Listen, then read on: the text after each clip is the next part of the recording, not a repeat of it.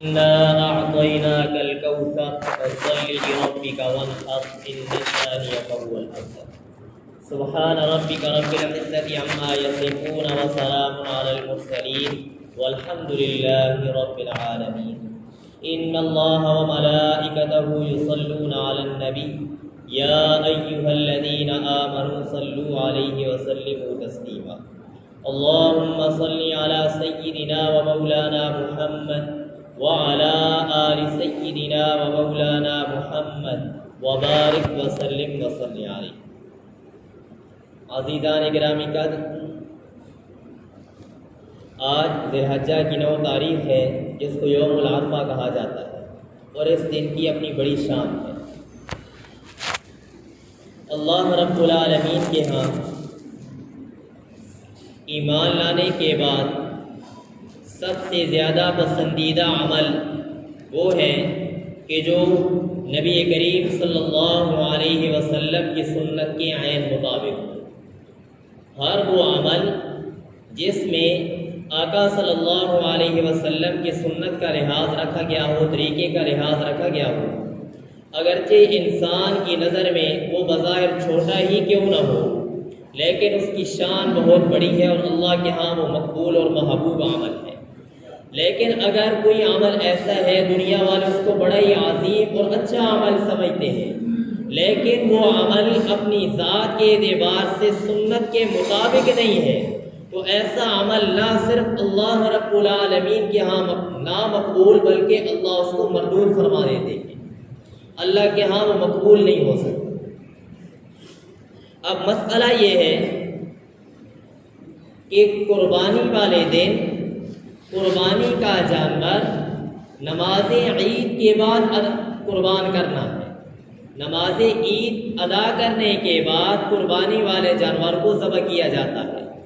لیکن اگر کوئی بندہ قربانی والے دن نماز عید سے پہلے قربانی والے جانور کو ذبح کر دے گا تو آقا صلی اللہ علیہ وسلم نے فرمایا اس کی یہ قربانی والا عمل قابل قبول نہیں ہے.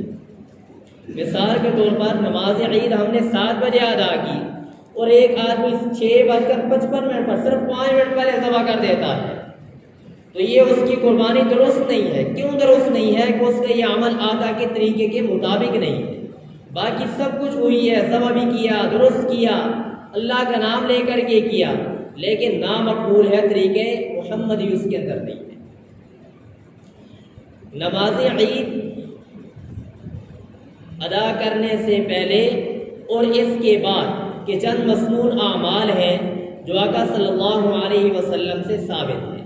کچھ کو کرنے کا آقا نے حکم دیا ہے اور کچھ آقا صلی اللہ علیہ وسلم نے کیے ہیں. آج ان مسنون اعمال کا آپ کے سامنے تذکرہ کیا جائے گا کہ عید والے دن کون کون سے عمل مسنون ہیں اور ان کو اپنانا چاہیے. سب سے پہلا عمل جو یہ ہے کہ جو عید کی پہلی رات ہے، جو آج کی رات آئے گی یعنی عید والے دن سے جو پہلی رات ہے اس رات کو جاگ کر کے اللہ رب العالمین کی عبادت کے اندر گزارنا یہ بہت بڑا ثواب کا باعث ہے. یہ پہلا عمل ہے کرنے کا، یہ جو آج رات آنے والی ہے. دوسرا عمل کرنے کا یہ ہے کہ صبح کے وقت انسان جلدی بیدار ہو اور نماز فجر اپنے وقت پر ادا کرنے کے بعد اپنی عیدگاہ کی طرف جانے کے لیے جلد از جلد وہ تیار ہو جائے. اور تیسرا مسنون عمل یہ ہے کہ غسل اہتمام کے ساتھ کیا جائے، خوب پاکی حاصل کی جائے اور خوب نظافت حاصل کی جائے. آقا صلی اللہ علیہ وسلم نے فرمایا یا معشر المسلمین، اور مسلمانوں کی جماعت، هذا يوم جعله الله عيدا للمسلمين فاغتسلوا، یہ وہ دن ہے جس دن کو اللہ نے مسلمانوں کے لیے عید اور خوشی کا دن بنایا ہے، اس لیے اس دن میں غسل کیا کرو. اور چوتھا عمل ہے مسواک کرنے کا، اپنے منہ کو صاف کرنا. مسواک کے ذریعے سے کیا رہے تو سنت بھی ہوگی، منہ بھی صاف ہوگا. لیکن اگر برش استعمال کر لیا جائے تو بہرحال دان صاف کرنا اور منہ کی صفائی. 5واں عمل ہے اچھے اور عمدہ کپڑے پہن کر کے عیدگاہ کی طرف آنا۔ حضرت حسن فرماتے ہیں امرنا رسول اللہ صلی اللہ علیہ وسلم ان نلبس اجود ما نجد، ہمارے پاس جو سب سے بہترین لباس ہو عید والے دن ہم وہ پہن کر کے آئے کریں۔ اور اگلا عمل ہے خوشبو لگانا۔ فرمایا ہمیں حکم دیا گیا ہے اجود ما نجد ان نتطیبا، کہ سب سے بہترین ہمارے پاس جو خوشبو ہو وہ ہم اپنے کپڑوں کے اوپر لگا کر کے عیدگاہ کی طرف آئیں۔ اور اگلا ہے عیدگاہ کی طرف جلدی آنا۔ کان النبی صلی اللہ علیہ وسلم یغدو الی المصلی، آقا صلی اللہ علیہ وسلم عید والے دن عیدگاہ کی طرف بہت جلدی صبح کے وقت آیا کرتے تھے۔ تو عید والے دن نماز عید سے قبل عیدگاہ کی طرف جلدی آنا چاہیے۔ اور راستے کے اندر آتے ہوئے پہلا کام تو یہ ہے کہ پیدل چل کر کے آنا یہ مسنون ہے، مستحب عمل ہے۔ لیکن اگر سواری پر آیا جائے، دور سے آنا ہے، سواری پر آ رہے تو اس کی بھی گنجائش ہے۔ لیکن جب راستے میں آ رہے ہوں تو بلند آواز سے تکبیرات تشریق پڑھ کر کے انسان آئے۔ اور راستے میں جب انسان آئے تو جس راستے سے آئے تو واپسی کسی اور راستے سے جائے، یعنی راستہ بدل کر کے آنا اور جانا۔ اور اگلا عمل یہ ہے عید والے دن سورج نکل آنے کے بعد، یعنی نماز فجر پڑھ لی، سورج نکل آیا، سورج نکل آنے کے بعد سے لے کر نماز عید ادا کرنے سے پہلے کسی قسم کی نفل نماز پڑھنے کی اجازت نہیں ہے۔ اس دن نماز عید سے پہلے نہ نماز اشراق پڑھنی ہے، نہ چاشت پڑھنی ہے، نہ اور کوئی نوافل پڑھنے ہے۔ نماز عید سے پہلے سورج نکل آنے کے بعد گھر کے اندر، عیدگاہ کے اندر کسی قسم کے نفل پڑھنے کی اجازت نہیں ہے۔ فوراً اور جلدی مسجد کے اندر جب عیدگاہ کے اندر پہنچا جائے اور پہنچ کر کے تیاری میں انسان بیٹھے، جب نماز عید ہو جائے تو پھر اس کے بعد عیدگاہ کے اندر نوافل پڑھنے کی پھر بھی اجازت نہیں ہے۔ نماز عید کے بعد عیدگاہ کے اندر نوافل پڑھنے کی اجازت نہیں ہے۔ ہاں، نماز عید پڑھنے کے بعد گھر میں جا کر کے پھر انسان نوافل پڑھ سکتا ہے۔ تو یہ کام کرنے کے ہے۔ اور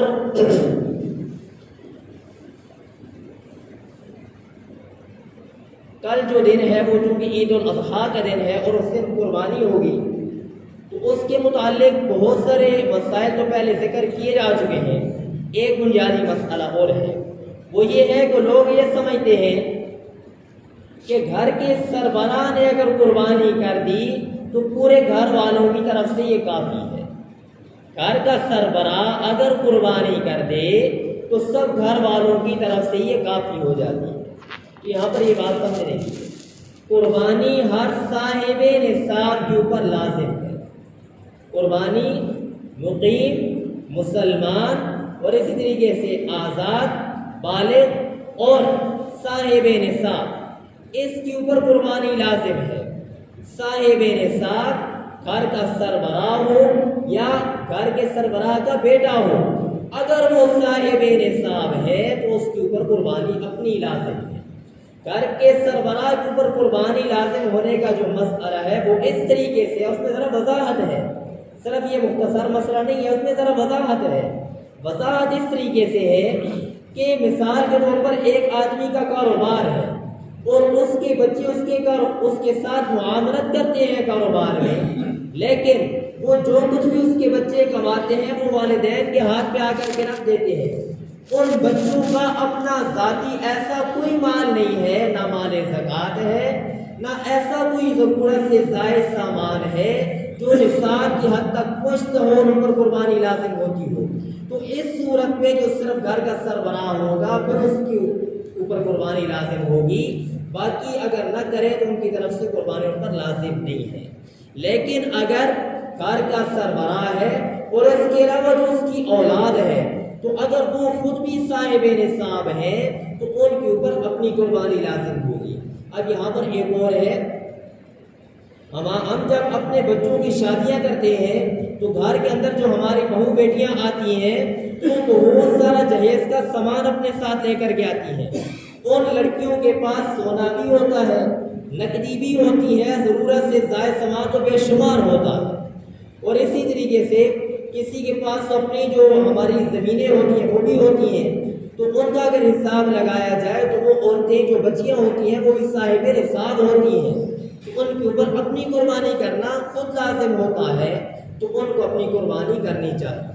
اور عید والے دن نماز عید جب پورے شہر میں سے کسی ایک جگہ ادا ہو جائے تو پورے شہر میں سے کسی کونے کے اندر بھی قربانی کرنا پھر جائز ہو جاتا ہے۔ اگلا مسئلہ ہے تکبیرات تشریق کا۔ تکبیرات تشریق کا مسئلہ بھی پہلے ذکر کیا جا چکا ہے۔ ہر فرض نماز کے بعد بلند آواز سے عورت، مرد، مقیم، مسافر ہر ایک کے اوپر ہر فرض نماز کے بعد ایک مرتبہ تکبیرات تشریق کا کہنا یہ واجب ہے۔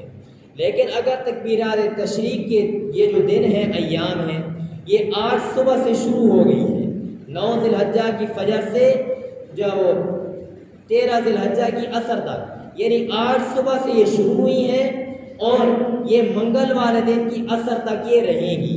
ہر فرض نماز کے بعد ایک مرتبہ بلند آواز سے کہنا یہ واجب ہے۔